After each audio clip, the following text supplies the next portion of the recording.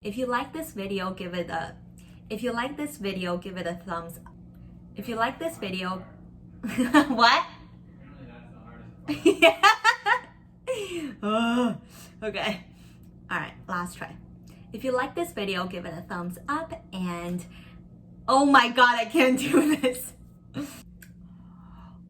Welcome to Style Power. My name is Audrey and I make fashion videos. Today we're going to analyze my wardrobe. I've seen a lot of those closet confidential tags. Those were pretty popular a couple of years ago, where people essentially show their most worn, least worn, most expensive, least expensive, etc. pieces in their wardrobe.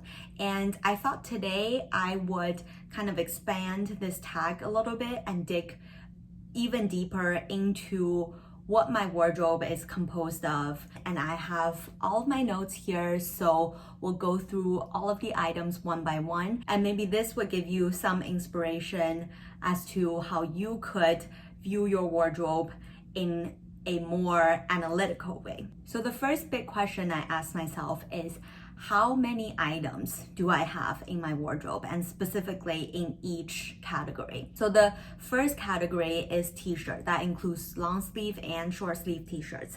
I have 29 t-shirts in total, and that is not counting the 17 free t-shirts that I got throughout my university years. The next category is tank tops or camisoles, and I counted that I have 19 tank tops / camis. I think having a good range of tank tops and camis are really useful, especially for when you are traveling. They are the tiniest, easiest things to pack, so you could just grab a cute bottom, a couple of cute bottoms, and then pack a bunch of camis that don't really take up much space at all, and you're good to go on your vacation. The next category is blouses or dressier tops, and I have 27 of them. I think it is a large number of dressier tops that I have. A lot of them are more staple pieces, like my silk blouses that I will wear season after season. So maybe there's room to cut down there, but I'm overall pretty happy with the amount. Next, I have sweaters, cardigans, and vests, and I have, again, also 27 of them. That's a large number of sweaters, but from where I live, we have at least 4 or 5 months, maybe even longer, of kind of the sweater and colder weather. And I often find really good sweater options in high street shops like Topshop, H&M, Zara. So those are more affordable, but they also tend to stay in my wardrobe for a long time. Next category is dresses or jumpsuits.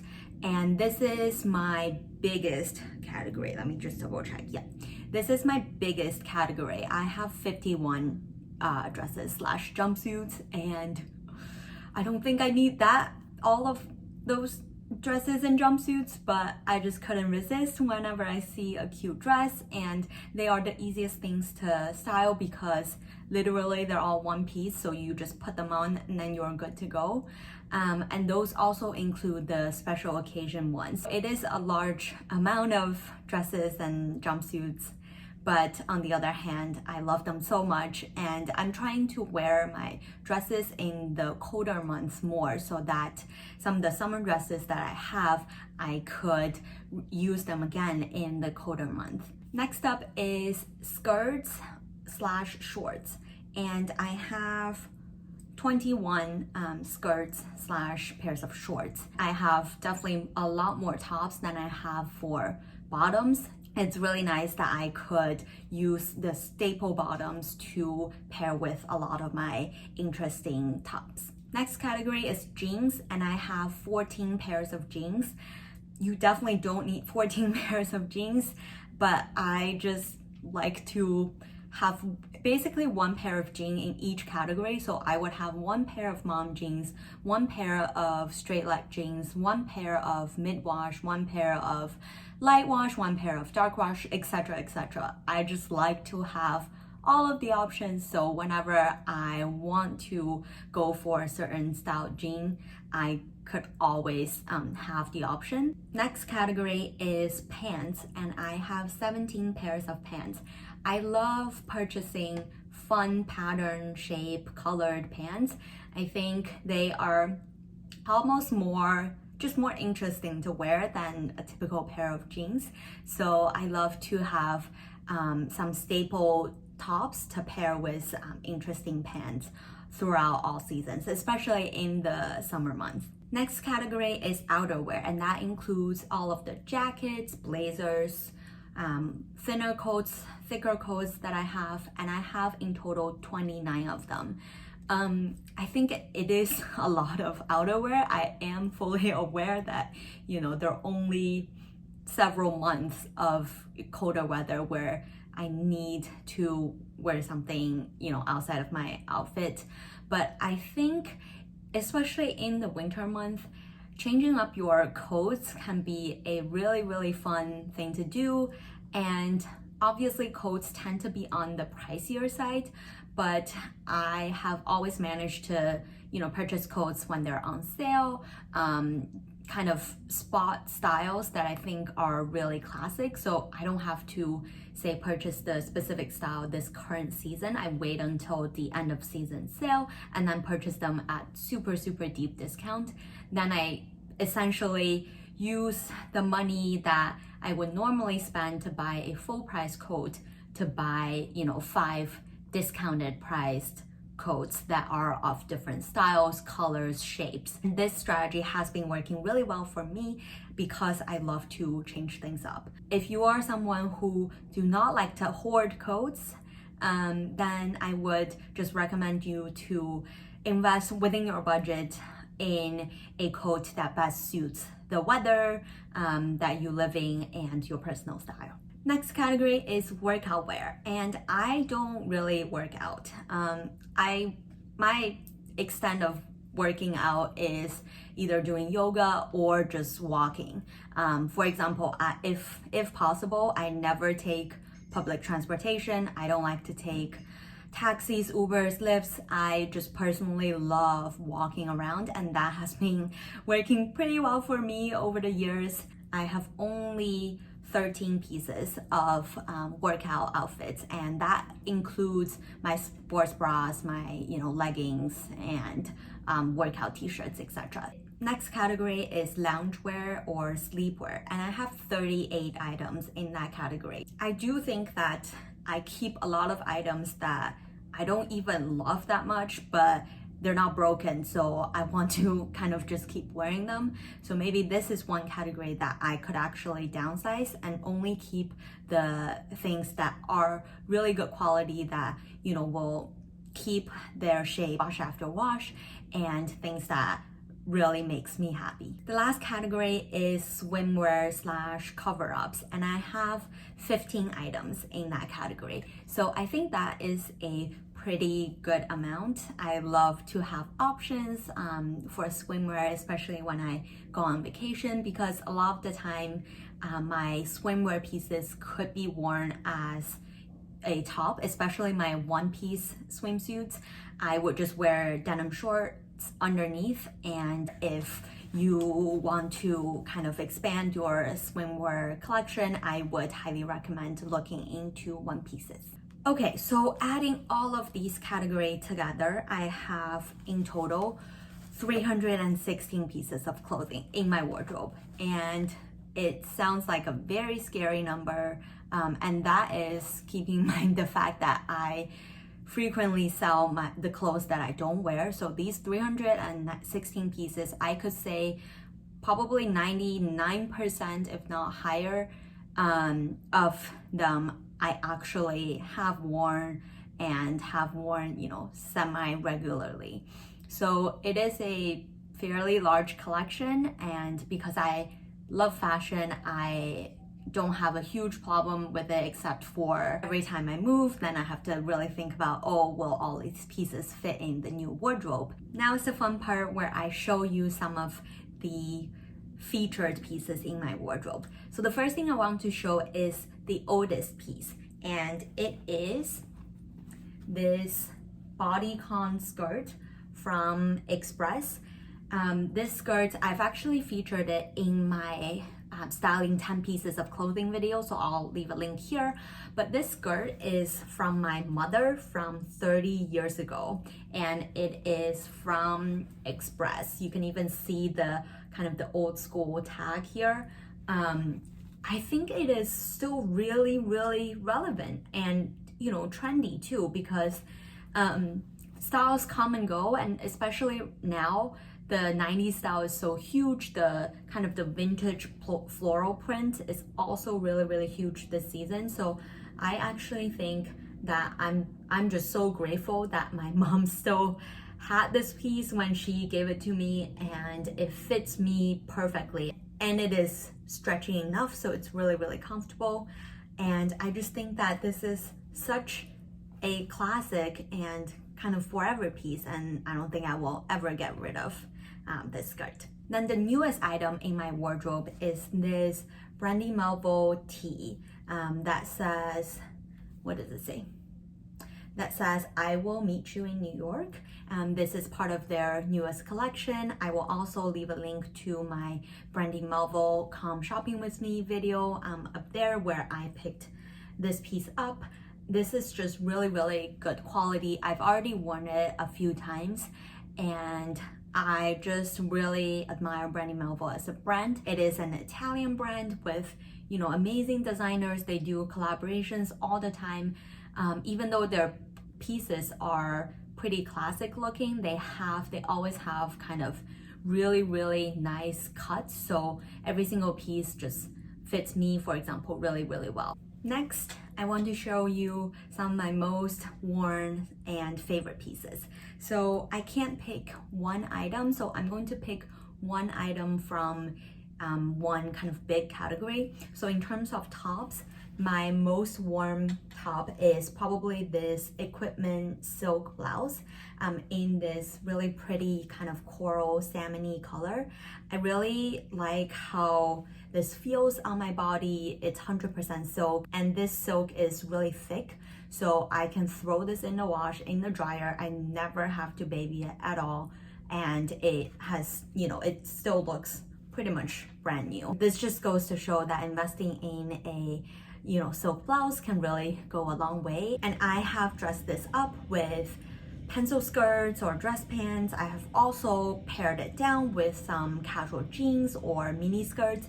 This is just really, really versatile, and you can play around with the neckline so much. You can button it all the way up. You can, you know, lose a few buttons so that it has a more casual vibe.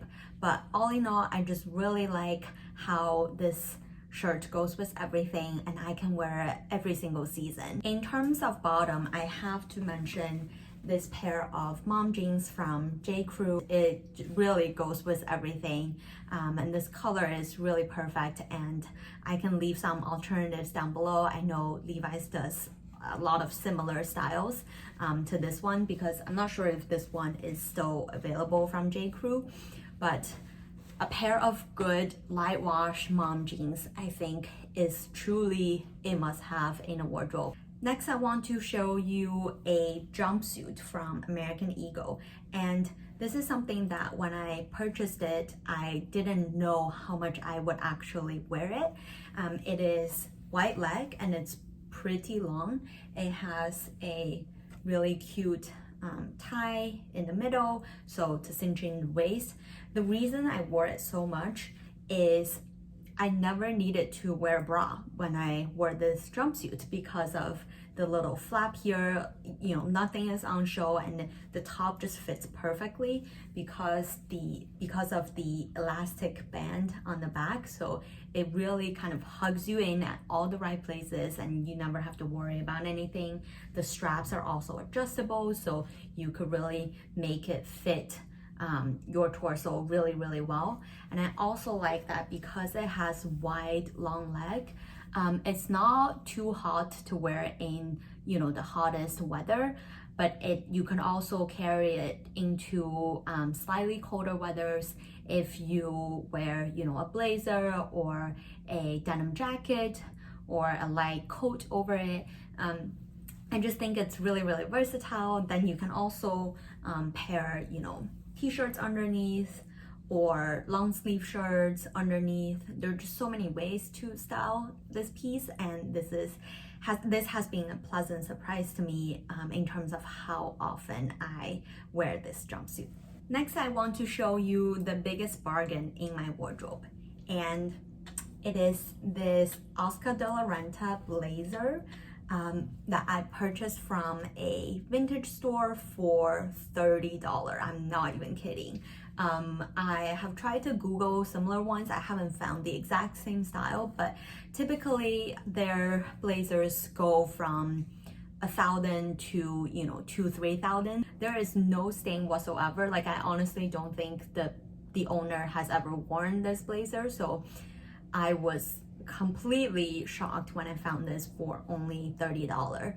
This is probably my pride and joy in my wardrobe. Next up, I want to show you the most expensive piece in my wardrobe, and it is my Canada Goose coat. I have talked about this coat in my 5 coats video, my actually first ever YouTube video. It cost me about $750, and that is with the 15% discount that I managed to get from Bloomingdale's. I know they have increased the price now. I think the coat right now is about 1,000. So, I mean, it's not the most expensive thing in the world, but it is definitely not cheap, definitely not for me. However, I have had this coat for 4 or 5 years now, and I have worn it every single season. This might be my most worn coat in the winter.